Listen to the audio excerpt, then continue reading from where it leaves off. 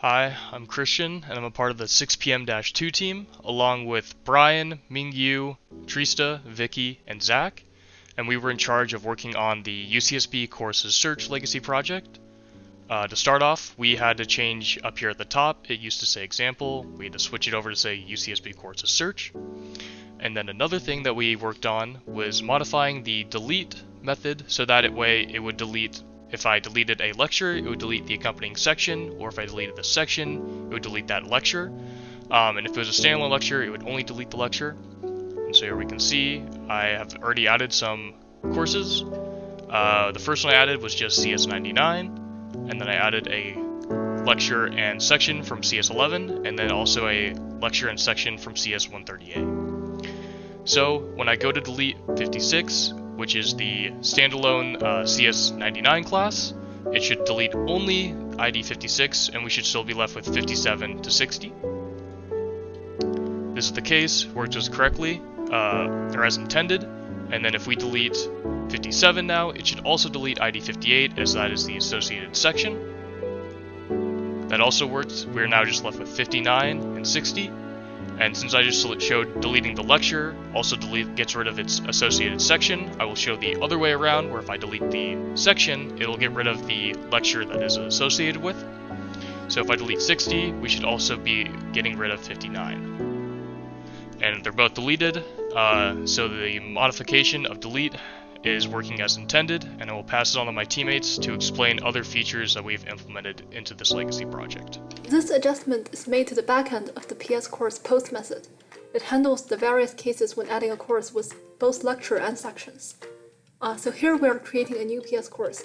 59618 is the enroll code for a section, and as we can see here, both the lecture and section are added when you add the section to your schedule. If you try to add a lecture, and that lecture has a section, adding will be blocked.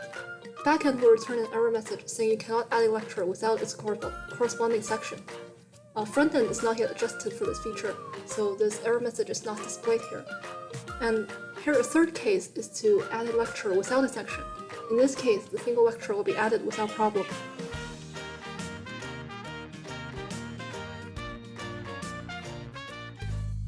One thing I implemented for the UCSB Courses Search website is on the Personal Schedules Create menu. So if we log in, Personal Schedules has a Create menu right here where we can create our own personal schedules. So for example, test, description, we can give it a quarter.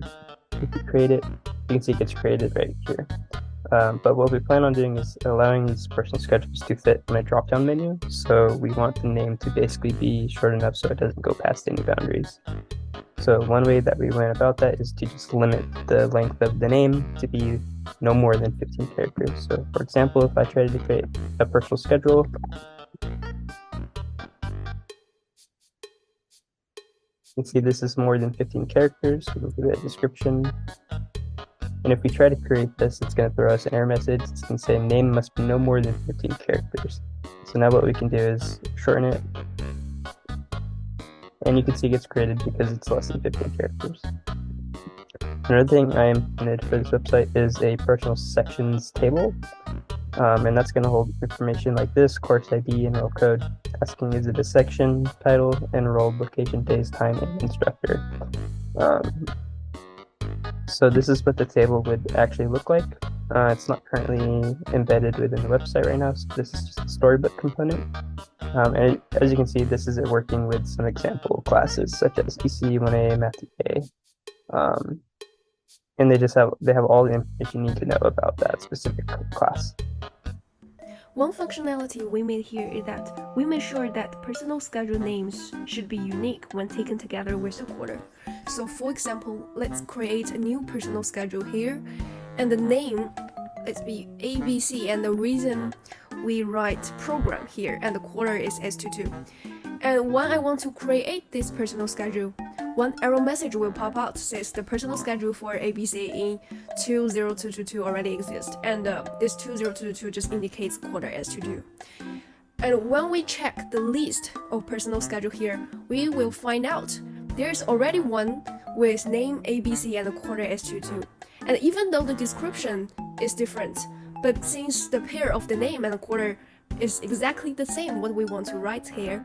So we have to write a different one. We have to create a different personal schedule. Otherwise, we will receive the error message and we cannot create that. Hi, my name is Mingyu, and I'm here with my partner Brian.